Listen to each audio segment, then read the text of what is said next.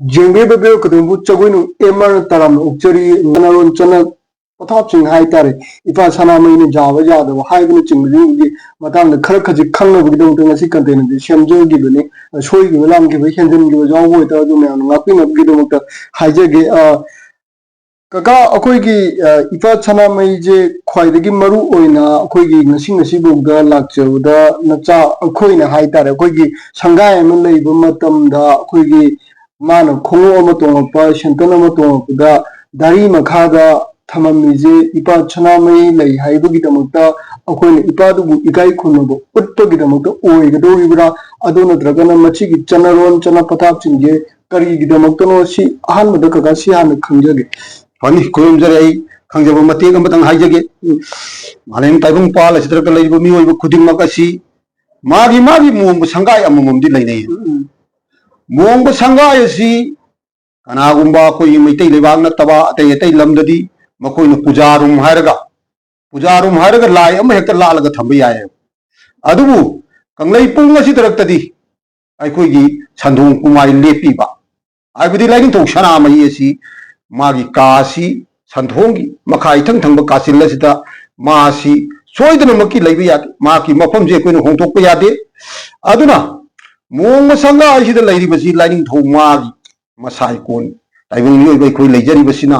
माबु इरा थौनी तौजरगा नुंगा याय फतोइना पांजबनी हाइबदी मोंग संगा आइसि मागी मफमदा कच्चबनी हाय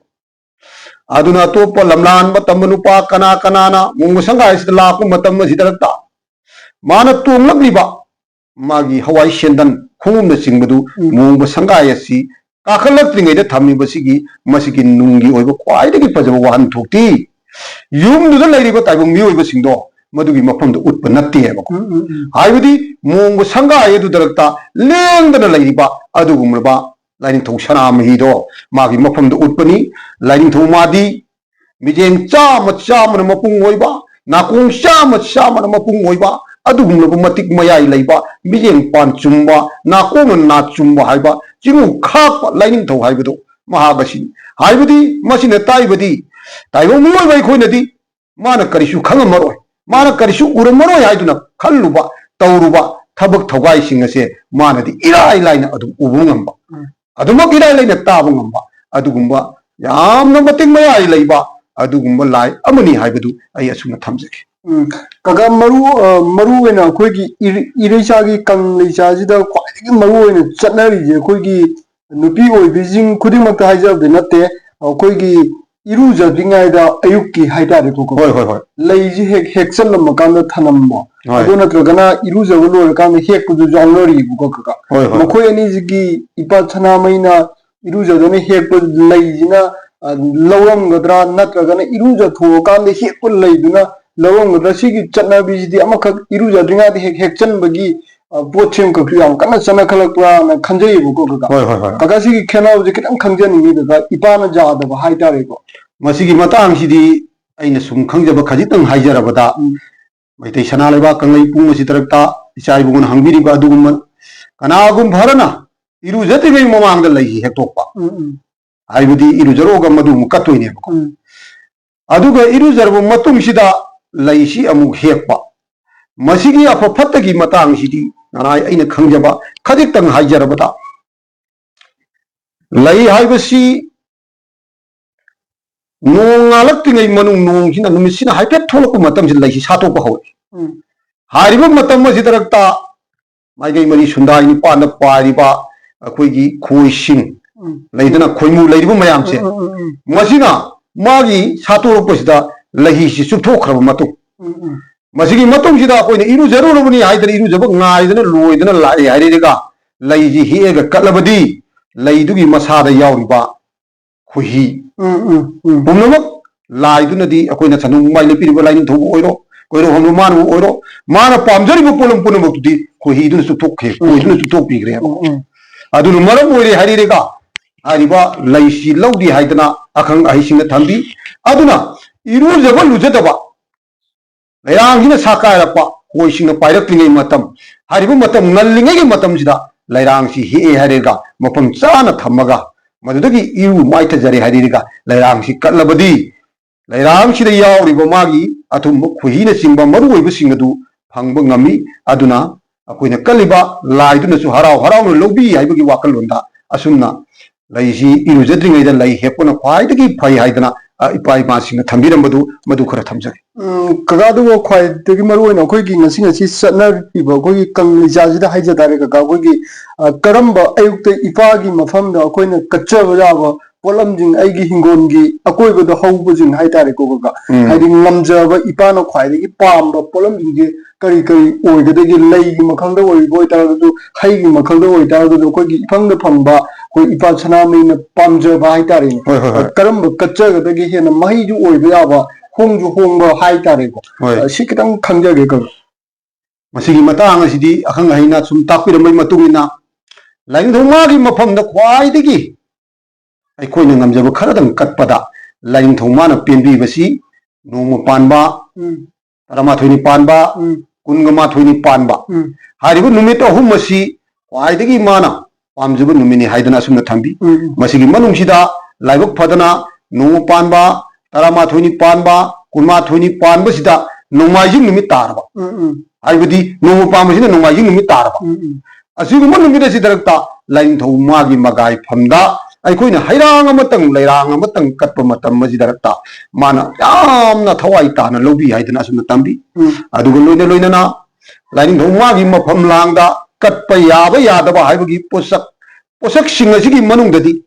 ꯑꯩ ꯃꯁꯤ ꯌꯥꯝꯅ ꯀꯥ ꯍꯦꯟꯅ ꯃꯆꯥ ꯈꯥꯏꯅꯗꯤ ꯊꯝꯖꯔꯔꯣꯏ ꯃꯔꯝꯗꯤ ꯀꯔꯤꯒꯤꯅꯣ ꯍꯥꯏꯕ ꯃꯇꯝꯗ ꯂꯥꯏꯅꯤꯡꯊꯧ ꯁꯅꯥꯃꯍꯤꯒꯤ ꯃꯐꯝꯗ ꯃꯩ ꯆꯪꯗꯕ ꯄꯣꯠꯂꯝꯁꯤꯡ ꯀꯠꯄꯅ ꯈ꯭ꯋꯥꯏꯗꯒꯤ ꯐꯩ ꯍꯥꯏꯕꯁꯤꯃꯗꯤ ꯑꯩꯈꯣꯏ ꯈꯪꯅꯗꯨꯅ ꯂꯩ ꯑꯗꯨꯝꯅꯗꯤ ꯑꯣꯏꯔꯕꯗ ꯃꯥꯂꯦꯝ ꯇꯥꯏꯕꯪ ꯄꯥꯜ ꯑꯁꯤꯗ ꯂꯩꯔꯤꯕ ꯄꯣꯠꯂꯝ ꯆꯩꯔꯝ ꯍꯦꯟꯁꯥꯡ ꯅꯥꯄꯤ ꯎꯍꯩ ꯋꯥꯍꯩ ꯄꯨꯝꯅꯃꯛ ꯑꯁꯤ ꯇꯥꯏꯕꯪ ꯃꯤꯑꯣꯏꯕ ꯑꯩꯈꯣꯏꯅ ꯁꯦꯝꯃꯨꯕ ꯍꯩꯔꯨꯕ ꯄꯣꯠ ꯅꯠꯇꯦꯕ ꯂꯥꯏꯅꯤꯡꯊꯧ ꯃꯥꯅ ꯁꯦꯝꯕꯤꯔꯦ ꯍꯥꯏꯔꯤꯒ ꯊꯝꯕꯤꯔꯝꯕ ꯄꯣꯠꯁꯛ ꯉꯥꯛꯇꯅꯦꯕ ꯑꯗꯨ ꯑꯣꯏꯕ ꯇꯥꯔꯕꯗꯤ ꯑꯩꯈꯣꯏꯅ ꯈꯟꯅꯗꯨꯅ ꯌꯦꯡꯁꯤ ꯃꯥꯅ ꯁꯦꯝꯖꯕ ꯍꯩꯔꯥꯡ ꯂꯩꯔꯥꯡꯁꯤꯡ ꯑꯗꯨ ꯀꯔꯤꯒꯤꯗꯃꯛꯇ ꯃꯥꯅ ꯄꯥꯝꯃꯝꯃꯣꯏꯗꯣꯏꯅꯣꯕ मालेम ताइबंग पाल असिद माना पुथोकपीबनेबा अदुमनदी ओइरबदा अइखोइना लाइनिंथौ मागी मगाई फमदा कचरिबिसिगी मरमदी लाइनिंथौ मंगोंदा चाबीरो आइदना कलुबुगी मरमदी नत्तेबा अखंग अहिसिना ताकपीबदा लाइनिंथौ माना सेमजबा मागी मालेम ताइबंगनी माना थाजबा उहै वाहै हेंसांग नापी पुन्नमासे थारबा ताइबंग मियोइबा अइखोइना थारबा मतुंग सिदरक्ता अइखोइना कलिबुगी मरमदी लाइनिंथौ इपा इबुंगोना पीबीबा हैरांग लैरांग सिंगसे चाबा यारिन मतम मसिदरक्ता लाइनिंथौना मसी अमुक्तंग येंबियु हाइदुना मागी मफमसिदा कलंब गतने अदुदगी अमुक अखोइना खुबा खुरगा लाइनिंथौना पुथोकपीबा लाइनिंथौगी नरन नाक्तनी ताइबंग मियोइबा अइखोइसु मागी मरननेबा अदु ओइबा तारगदी लाइनिंथौना पीबीबा मचाक मरलसे ताइबंग मियोइबा अइखोइना चाजरगे हाइदुना अमुक पुथोरागा संगलो मथियन चिंगसी मोंग संगासिदा थोंगदना ताइबंग मियोइ अखोइना चाबनेबको अदुना थोइदोना माना अइंगोंदा कलकपदा फत्तबा अफबा पोसिदी होय थोइदोना मसिदा मचा खाइना थमजरोय अइना हाइजगिबदुनी अदुबु फत्तबा आइबदी खुदम मोइना इपाइपुना हाइनरंबदा अखोइना ngapunga हाइना लेरिबा सिगुम्बा पोसि लाइंधौमागी मचाइगोंदा पुसनबा फत्ते मसिना ताइबदी करिनो हाइबदा सिगुम्बा पोसिंगसी इबुदो पाखंबगी सायोनी इबुदो पाखंबा हाइबसी लाइंथौ सनामहिगिदी मनाउ नुपाने हाइदना अइखोइना पुयागी लिकुंदा थमनै अदुबु मसिगी यामना चाउग्रबा पुया लिकुलसी अइखोइना नैनबददी हौजिक्ति बोइबा ngamaroy अदुना मखोय अनिसे येंथीनबगी मते खरदी लैगियबको असिगुम्बा येंथीनबगी मते खराजिदा अदु मयामबना मनाउ पासिबु कोई येंजनबिबगी फत्तबदा वाखलोंदा थमगिबगी वारी ओइना अइखोइना पुबनी ताइबंग मियोइ मपोक ओइरो लाइगी मपोक ओइरो मागी मफमददी पाखंबद नते पुनमगसी मागी मचा मनाय गाक्तनेबा मचा मनायगी मफमदबु माना कयाम कुइना सावगदोइनो लाइगी सिदी अइखोइना इपाइपुना हाइनबदुनी अइखोइना हेक अपाम खुदिंग हाइजरे हाइरगा हाइबुदी मखै पंगना ngang chaigu tawri hairiga moidi harau jai hairimne taibung mi oiba ikoina makai phangga saw hairi aduna magi mafamda ikoina karigumba ikoina apamba aningu punamak phongdokpada karisu akai leiti haibadi thamjaraga ai matang soite tin kaka bu thagar phongdo sari kaka aina lo chalo bu khwaidagi maru oina khoi ayuk amasung numidam gi matam haitare ko kaka hoi hoi ipa da thoni jabagi matam je ka shigi matam je ka aroi wena ka siam tang haibi mo ka adugo hujiki ka na haibiram ba koi gi hingon ju de phangjawa polam ji ipa da kachar matung da koina khuba khuba matung da ai khoina mu phangjawa gi haidare ko yamna pukning yam nungsiba irei cha gi iramdam ji da leibiri ba kanglei cha gi irei cha jing wahai je ta ukanda pukning yamna nungon ba yamna nungsiba haidare sigumba amakaksu aingon du phaujai kaka thagar phongdok chari aduga kaka hujiki makha tarapura khoigi ayu amasung numidam gi matam da ipana khwaidagi pam gadaba matam haita ko haidi kana matam na khwaidagi akoina thongi jabada matam haidare kaka thongi jabagi masidi tasengbati isai buna hairi akoisu adumangai hawjik chanari basi ayukta lain dhomagi masai gonda mairami ku katpa ama numidang wairam sida mairami ku katpa ama ani sikak yamna thawa yauna maitei sana leba kanglei punga sida chanayeba tasing namaki manai oiba aina haijarabada matam kobi lairi business aliba khungsat si ahum thokna sal mangang luang khuman haidana haiba ayuki matam masina mangang gi pungpham numidang gi wairam gi matam masina khuman gi pungpham ne adu oiba tarbadi akoina mangang luang khumal haidana leiriba luang gi matam asi yaudre aduna lairing thongmana kwaidagi pamjaba magi mafamda hairang amatang leirang amatang mairami ku katpada kwaidagi pamjaba matam sidi ayuk yanda anganbada ama numina chap jung khalakpa aibadi luang gi pungpham ngamjaragadi masida katpaga ama adagi amu khuman gi pungpham numisina nongsup hairam pangmuda chatharaga loibi singi napomna changharba matunga sida aikoina mairami ku katpa ama hariba matam ahum masida